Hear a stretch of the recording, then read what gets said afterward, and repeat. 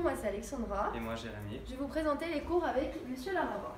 Donc pour commencer, nous avons des QR codes de révision pour l'éco-droit, le management et ça c'est un QR code facultatif qui nous permettra de regarder les oraux de rattrapage, comment ça se passe en éco, en droit, en management. Il nous emmène directement sur le Padlet, donc qui est un outil de révision où nous posons toutes nos questions, où nous posons des documents qui pourront nous aider pour le bac.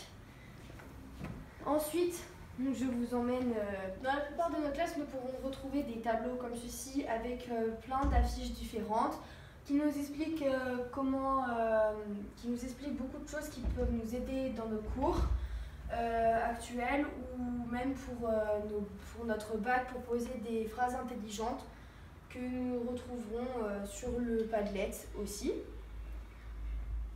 Maintenant, je vais laisser place à mon collègue Jérémy qui va vous parler de la suite.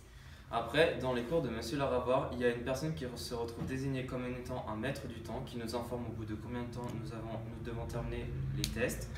De plus, à la fin, à chaque cours de Monsieur Laravoir, on termine en général le chapitre, puis on se fait des entraînements, on peut faire des entraînements type bac ou vers le bac qui justement s'appuie sur le manuel.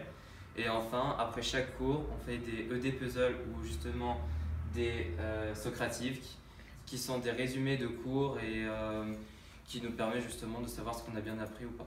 Pour finir, voici un plan récapitulatif du cours avec Monsieur Laravoir, avec tout ce que nous utilisons et les étapes que nous avons à faire. Pour finir, je vais vous montrer notre salle que nous utilisons le mercredi après-midi quand nous avons plusieurs heures avec Monsieur Laravoir. Donc c'est une assez grande salle où nous pouvons travailler par îlot de 4, 5 sur ces grandes tables ou sur les petites tables que nous regroupons en 4 pour travailler face à face et ne pas être sur une grande lignée et ne pas pouvoir communiquer avec les autres. Tout ça tout en étant en autonomie.